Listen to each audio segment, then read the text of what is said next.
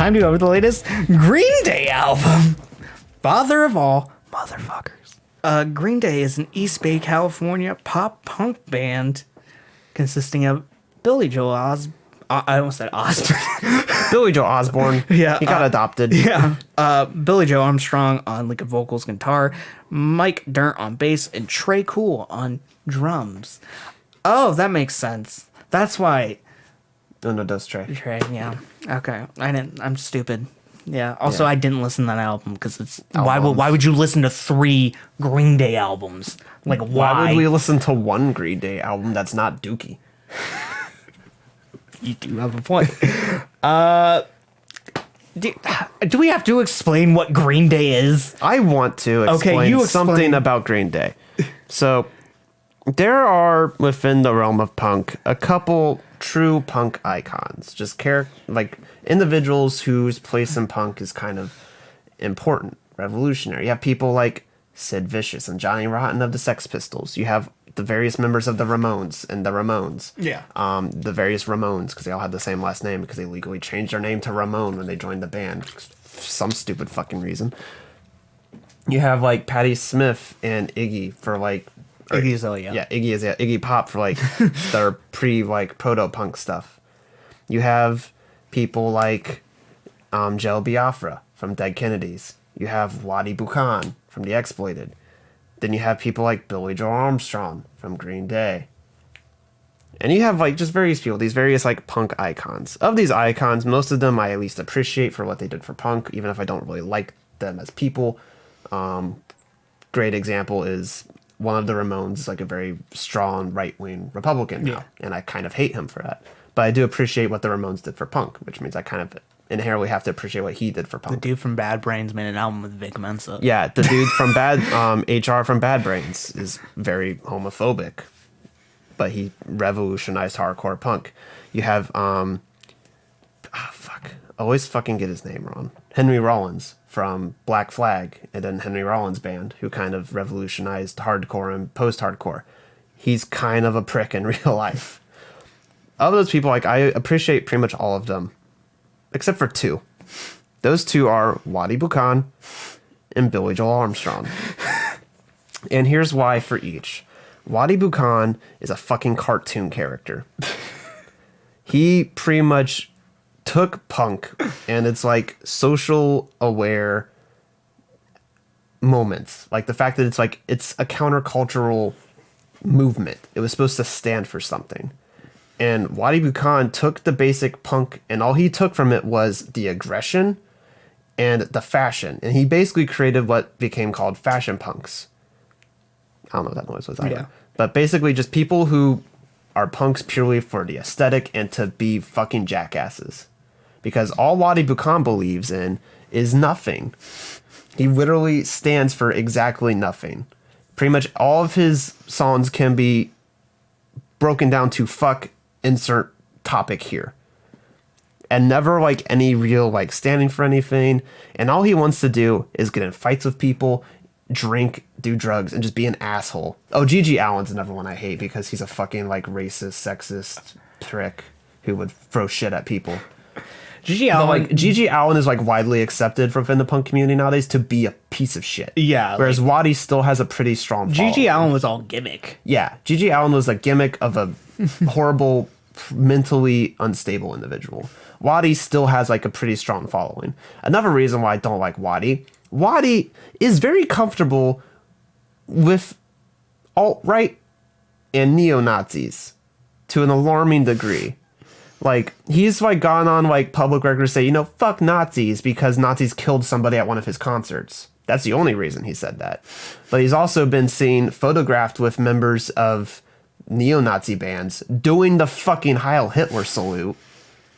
He has been photographed with members of a Japanese, like, neo-Nazi band, because apparently that's a fucking thing. I wasn't aware of that. And he used to have a swastika tattooed on his arm, which a lot of people like said like, oh, well, I mean, Sid Vicious also used to wear a swastika t-shirt to piss people off. Like he wasn't racist. Like literally he was like dating like a Jewish girl and she was okay with it because like she understood he was literally just doing that to provoke people because that's what all punk was back then, which still fucked up to wear a swastika t-shirt, period. But like the fact that he had it tattooed onto his body It's a little upsetting. But the fact that Waddy regularly picked fights with the bands Crass and Conflict and Dead Kennedys, literally some of the greatest punk bands ever, the bands that like did the most for like politics and like trying to make the system and like punk a legitimate like thing and a legitimate political movement to actually be like admired and to be worthwhile. And he was like, nah, fuck all y'all. I hate all of you. And the people he admired most was Sid Vicious, who was just an asshole who regularly got into fights with people and did heroin and died. And that's pretty much Sid Vicious's entire like legacy, unfortunately, because he could not play the bass worth shit. Waddy's just a piece of shit. He did also at one point get into a fight with Billy Joe Armstrong. Literally the only thing he's ever done I'm okay with. Because Billy Joe Armstrong pretty much did the same issue that Waddy did, which is he took the bare bones misunderstanding of punk. Basically, Waddy embodied everything that the right, like, pearl-clutching Christians thought about punk, where they're just assholes who are violent and do stupid shit and drink a lot. And he embodied all of that. Just all of it. Billy Joel did pretty much the same thing, but for, like, the pop-punk crowd, where he's just a whiny little brat who complains about everything, used to do a lot of drugs, and is just kind of an asshole. Because, like, pretty much Green Day has some decent-ish political songs, some decent-ish political concepts, but most of them are pretty bare bones. They're anti-flag level of politics, which is to say, not really that deep. But pull deep. Yeah, but Billy Joel is also the type of guy who just whines about everything ever, and he misunderstands the concept of being punk is not like to stand for something, but to just be kind of a dick. Because, like, he's repeatedly said, like, you know, people say we're not punk anymore, but, you know, you might have taken us out of punk, but you can't take the punk out of us. But really, the only thing that you're doing that you think is still being punk is complaining when you thought somebody took your time slot down at the iHeartRadio Festival when they actually didn't. You were just not paying attention. Or when someone tells you, hey, try not to swear at this live televised NHL game, and your response is just say the word fuck a bunch. Or to post that stupid shit that they did to promote this album. Oh, wait, well, let me read it for you. Yeah, read it out. So the billboard, I should have got the graphic. I'll put it in post. But no features, no Swedish songwriters, no trap beats, 100% uncut rock. Yeah, so that's real shit. Rock shit. That's how he defines being a punk, is basically to just continue to be kind of just a whiny teenager. And he never grew up, and he embodied like that era of like stupid punk stereotypes, and he fully embodied it and never let it go. And that's why I don't like Billy Joel and why I don't like Waddy. The reason I don't like Green Day is also their music sucks. It's because any Green Day after I liked American Idiot as a kid because I was stupid. Yeah, I mean, same. I didn't, but you know. But also, anything they've come out in the last like 2 decades has been terrible. Has been very boring. And they've literally have only got off on the credit of Dookie. Yeah. And American Idiot. And a little bit of Nimrod. Yeah. But that's it. Yeah. They haven't put out anything to fully make their discography worthwhile in the last 20 years. Like, say what you will about, like, Blink 182, except for 9, that album's terrible. But, like, post Enema of the State, they still had some pretty decent songs and tracks. Like, except for California. Except for California, and except for 9. But, like, I'm talking, like, Blink 182's Enema of the State is pretty much their Dookie. Their Dookie. It's the pinnacle of their music. It's the pinnacle of their quality. And it's the album that really pushed them into popularity. Similar to Offspring's Smash, where it has like most of their big singles and like most of the like songs that people can like go to like, look, this band was good. Ignore everything else. This band was good. But like at least after that, they still had some pretty solid songs off of Take Off Your Pants and Jacket and off of their self-titled. They still had some decent tracks. The albums still hold up decently, not nearly as good as Enema of the State or anything before that, but like at least they were still trying. After Dookie, I don't feel like Green Day was trying. Or at least they were trying, but they were trying to become popular and make money and sell Which out. is literally the whole entire vice of this thing, is that it's literally just the most condensed version of all pop rock, or all rock in general in the last, like, 60 years. Yeah. But Their statement, that little quick feign, hey, what the fuck you got against Sweden? What, I don't know. I don't understand this meme. I kind of get the no features and no trap beats. It's a super boomery fucking like mentality to go into for a rock. It's like, well, we ain't got no trap beats. This is just good old fashioned rock and roll. Yeah. Completely ignoring that like there's been some like great progress made, not only like within your time frame, like from when you were still like beginning. You forget Rage Against the Machine came out at like pretty much the exact same time that you did. Like even if in like the last couple of years, great progress has been being made and like merging of like rock and punk and 93 punks, except for that album. But like you've had like artists like Denzel Curry who can bring in like both aesthetics and merge them very well. You've had Slow Tie. You've had Slaves experiment with that. You've had Kenny Beats doing production for bands like Idols, apparently, which we still haven't heard what that sounds like, but I can't imagine it's going to be terrible because those are two great artists collaborating. So, like, there's been, like, real, legitimate progress made on the front of combining hip-hop and punk. Not only for decades, one thing you but forgot recently. to mention, apparently Kendrick's making a rock album. Yeah, Kendrick's making a rock album. Is it going to be great? I don't know. Is it going to be good? Probably. Is it going to be interesting? It's definitely going to Most be likely. interesting. I'll definitely give it that. But like, I get the whole like, oh, trap, it's the big thing right now in hip hop, and we're not hip hop, we're a rock band. Look at me. Okay, Tim Curry. But it's just, it's such a fucking like idiotic, outdated boomer rock mentality. So here's the thing. They say 100% uncured rock, uncut rock. This thing is not, This should have been cut. Everything. because most of this is pop. Yeah. Most of this is like on the border of alternative. And there's one track that is like, it's very reminiscent of rock and roll. And there's one track that's very reminiscent of garage rock. And there's like tracks that straight up sound like Portugal the Man. No, they sound like he rips the vocal flows of Feel It Still by Portugal Man, but also Sucker by the Jonas Brothers. Like, you can't call yourself just period, because it makes you just sound really old and out of touch, which you are, Green Day.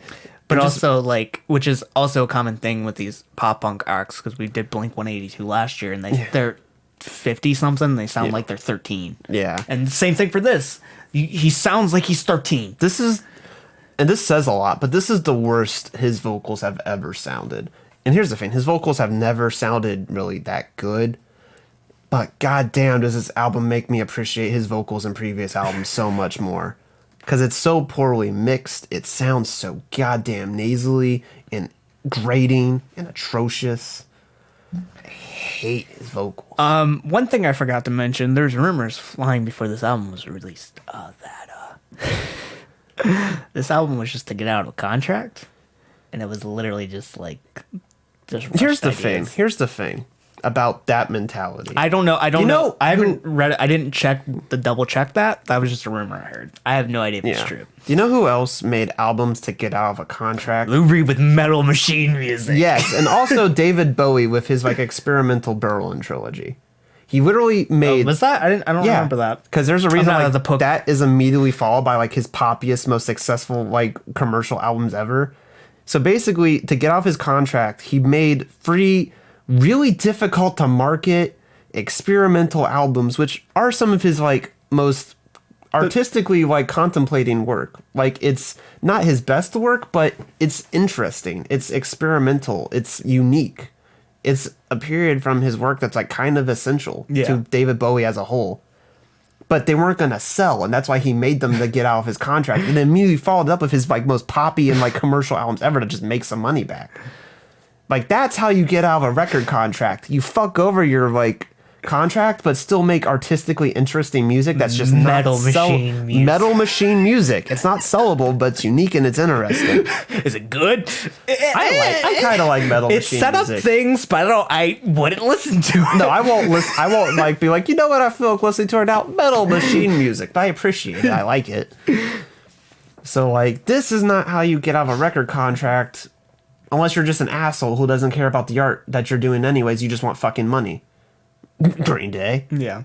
And that's all they've been wanting for like ever. It's just money. And when you release a track on this album called Take the Money and Crawl, which Yeah, is that's what I was apparently gonna bring up. critiquing the idea of just doing shit for a payday, eat fucking shit, Green Day. Your entire career has just been you seeking a payday. Fucking eat shit. Oh my god. So what does this album sound like? Garbage. Garbage, yeah. It's just, I already mentioned a bunch of mix of kind of alternative with some ideas of rock and roll, some ideas of garage rock at times, but every mostly it's sound just, on here is either, it's pretty much every sound is its most mediocre example possible. Yeah. This album is the epitome of mediocrity, where it doesn't strive to do anything musically, vocally, production wise, lyrically. Nothing in this album has any semblance of real effort put into it. Can I say something? Comparative to other albums we reviewed, and other albums I'm going to give the score I'm going to give this one. This one, like, it didn't feel longer than it was. It felt like the 26 or whatever fucking minutes. It's not the worst music I've ever heard, but just the concepts, the ideas, the personality, and the overall just laziness that oozes out of this album makes it just so unbearable. It's so much worse. If this was a band who's just completely inept and not able to make music and they made something this mediocre, that's fine. At least you can sense they're trying. But this is a band who has made Dookie and has made passable-ish singles off of previous albums. And, like, they're not good, but they're passable. This is just a band not giving a shit and not trying. Yeah. And that makes it worse because, sure, there's getting out of a contract. They're seeking a payday. You know what? A lot of artists do that. But at least they still appreciate art and their art form. Yeah. They're still artists. You are not artists. You are everything punk doesn't stand for at this point. Yeah. Comparing to some other acts I want to bring up, Blink-182's 9, it still has that, like, edgy mentality of, like, being, like, 50-something, but acting like you're 13. Yeah. But at least Blink-182 at moments tried. Yeah. Even though that album's god-awful. It is terrible. Another thing I want to compare it to is the album is an album only me and Trevor like, which I think is actually pretty comparable in some certain sense to this album. But I think in certain sense, that album's definitely better in my opinion. Weezer's Black Album was just them making really cheesy and stupid pop rock. Let's see, like with Weezer, they've always had like a hint of self-awareness. They've always been cheesy. Yeah. They've always been stupid. And I think Over the Lines, it was catchy music that really didn't serve a huge bigger purpose, and it isn't the best out of their discography. But at the end of the day, I enjoyed it because I thought it was fun. Yeah. Was it trying to be something bigger than it was? Nah. Not really, in my opinion. Yeah. It wasn't trying to give us political statements like this is, like take the money and run, or take the money and crawl. And then the end with Graffitia, which is... I don't know much about the scenario it is just currently referencing, because I know it's... Okay, that's the thing. That song is just kind of insulting. Yeah. Because if you're going to tackle a topic like that on an album where you just clearly don't give a shit, save that topic for an album where you give a shit at least. But also, it's like one of the poppiest songs on here. Yeah.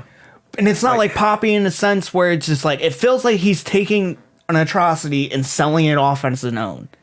Yeah. Which is the worst part about it. So the lyricism on it, on the hook, was another black kid was shot in town, a man with a badge in a daytime show, darkness falls on Graffitia. I think it's supposed to be Graffitia. Graffitia. A death of a town in the afterglow. And he's just selling that off of his own. Yeah. It's just... That track is insulting. Yeah.